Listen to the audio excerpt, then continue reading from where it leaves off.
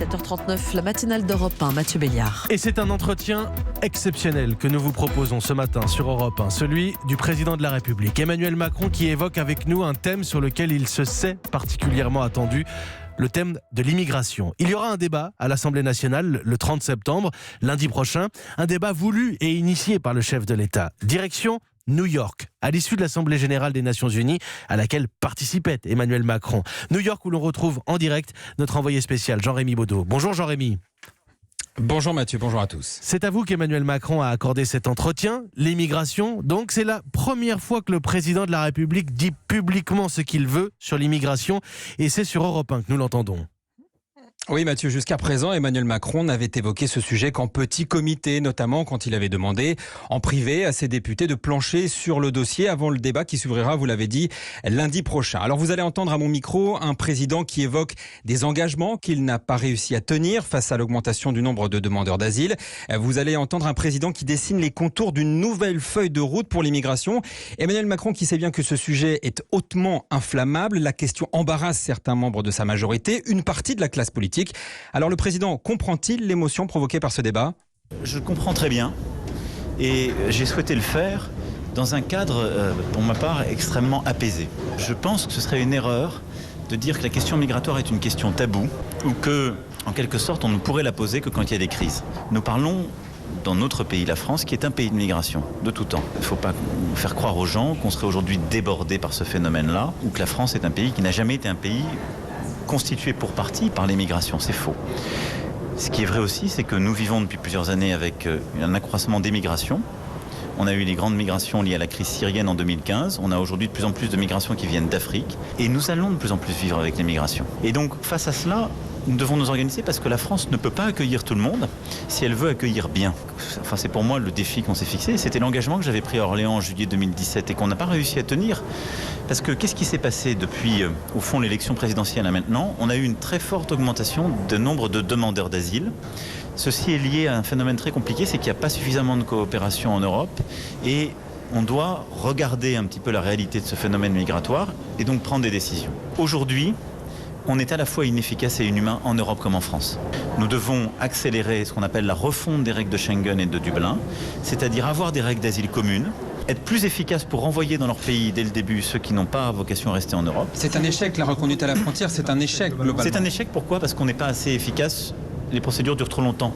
Quand quelqu'un en Europe ou en France reste pendant des années, vous ne pouvez plus le reconduire chez lui. Il a acquis une vie normale. Donc, au niveau européen, on doit travailler et être plus efficace pour véritablement avoir des règles communes d'asile, une politique de reconduite commune. Jean-Rémy, l'un des points les plus sensibles quand on parle d'immigration actuellement, c'est l'accès aux soins pour les étrangers, notamment l'AME, l'aide médicale d'État. Emmanuel Macron veut que ce dispositif puisse être évalué. Oui, AME, ce sont 3 lettres au cœur de l'actualité et au cœur de toutes les interrogations. Alors faut-il, oui ou non, supprimer l'aide médicale d'État ? Elle coûte aujourd'hui quasiment 1 milliard d'euros chaque année. Et pour la première fois, bien, le chef de l'État, à mon micro, apporte une réponse très claire. En France, nous, on doit regarder les choses.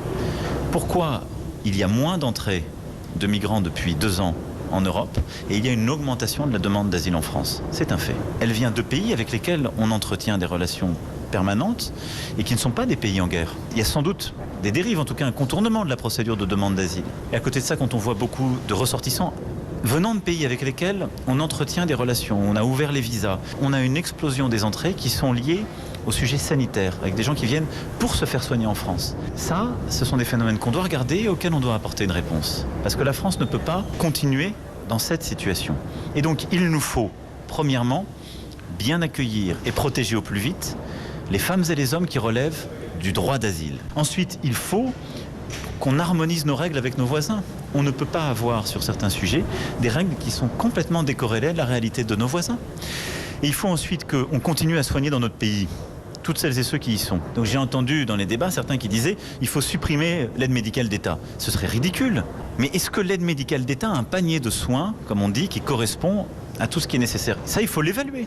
Moi, je n'ai pas la réponse, mais on a le droit d'avoir un vrai débat, parce que sinon, c'est un débat, il ne faut rien toucher, on voit des excès, et il faudrait tout supprimer. Moi, je ne veux pas ce débat pour notre pays. Il faut un débat pour regarder ce qu'on fait par rapport à nos voisins, et est-ce qu'on rembourse à 100% tout ce qui est nécessaire d'être remboursé? Est-ce qu'il n'y a pas parfois un peu des excès? Voilà, pas de suppression de l'AME, mais on l'entend, le dispositif va être passé au scanner. Oui, la France doit soigner le plus grand nombre, mais il faut poser des conditions préalables, quitte à revoir le panier de soins, c'est ce que confie Emmanuel Macron. Jean-Rémy Baudot, vous êtes en direct de New York et on avance ensemble avec les auditeurs d'Europe 1 dans cet entretien exceptionnel que vous a accordé Emmanuel Macron. Comment le président imagine-t-il la politique migratoire sur notre sol, dans notre pays? Qu'attend-il du fond des débats? D'abord, Mathieu, vous l'avez entendu, le président appelle à un débat apaisé. Il met en avant une philosophie humaniste de l'accueil des plus vulnérables, tout en affichant de la fermeté pour ceux qui n'ont pas vocation à être sur notre sol. Il martèle son mantra, il faut être humain et efficace. Moi, je veux qu'on continue d'accueillir tout le monde dignement. Pour pouvoir accueillir tout le monde dignement, on ne doit pas être un pays qui est trop attractif, je vous le dis très franchement. On doit, le plus rapidement possible, donner l'asile à ceux qui ont besoin de notre protection. Et donc, il faut être plus efficace, et à la fois plus humain et plus efficace, dans les 6 mois. On doit ensuite intégrer beaucoup plus efficacement ceux qui ont droit à l'asile. Plus de cours de français, une politique de l'emploi plus forte. On doit traiter et protéger tous ceux qui sont sur notre territoire, pour eux-mêmes et pour nous. Mais là aussi, le faire avec raison gardée et bon sens, et analyser s'il n'y a pas des excès qui existent, et je crois qu'ils existent dans certaines catégories. Et ensuite, on doit reconduire beaucoup plus efficacement les personnes qui n'ont pas vocation à rester sur le territoire parce qu'elles y sont entrées illégalement, qu'elles ont parfois demandé l'asile et qu'elles n'y avaient pas droit. Si on arrive à faire ça, je peux vous dire qu'on sera un pays qui est à la hauteur de ses valeurs, qui accueille la partie de population qu'il peut accueillir et qu'il fera bien, qui intégrera bien, ce qui à ce moment-là est une opportunité économique, mais qui ne sera pas non plus un pays dans lequel parfois on ajoute la misère à la misère. C'est un débat qui est compliqué, la réponse n'est pas univoque. Il y a plusieurs piliers, notre politique africaine, notre politique de développement, notre lutte contre les trafics, notre politique européenne et cette politique française avec tous ses aspects. Mais si on n'arrive pas à faire tout ça, on sera l'otage de débats simplistes. Je ne veux pas de débats simplistes pour notre pays. Je crois au vrai en même temps sur la politique migratoire aussi. Et je pense qu'il est important, c'est être humain et efficace. Et peut-être sortir de certaines postures dans lesquelles nous nous sommes enfermés, qui font qu'aujourd'hui, à défaut d'être dans le en même temps, nous sommes bien souvent dans le ni-ni. On n'est ni humain ni efficace, pour se donner parfois bonne conscience ou pour faire les faux durs. Donc j'assume de parler calmement d'immigration. Voilà, on notera quelques phrases. Humain et efficace, il ne faut pas être un pays trop attractif. Dans nos échanges, Emmanuel Macron a insisté par ailleurs longuement sur le traitement en amont des causes des déplacements de population, la lutte contre le réchauffement climatique, le soutien aux populations, notamment en Afrique. 1000 milliards sur 5 ans pour les pays les plus vulnérables seront débloqués par l'aide au développement et les banques de développement. La France va par ailleurs doubler sa participation au fonds vert. Il faut prévenir les crises, martèle le président. Jean-Rémy, un dernier mot. Pourquoi est-ce que le président de la République a décidé d'aborder ce sujet maintenant lors de cet entretien sur Europe 1 ? Eh bien, le débat s'ouvre lundi à l'Assemblée. Il y a pour le président un besoin de reposer publiquement les termes de ce débat. Mais à l'heure où l'on se parle, Emmanuel Macron, il est dans un avion, retour à Paris dans son avion. Aucun doute qu'il sera accueilli sur le tarmac par les réactions de la classe politique et de sa propre majorité après ses déclarations sur Europe 1. Merci Jean-Rémy Baudot, en direct de New York. Merci Jean-Rémy pour cet entretien exclusif que vous a accordé le président de la République.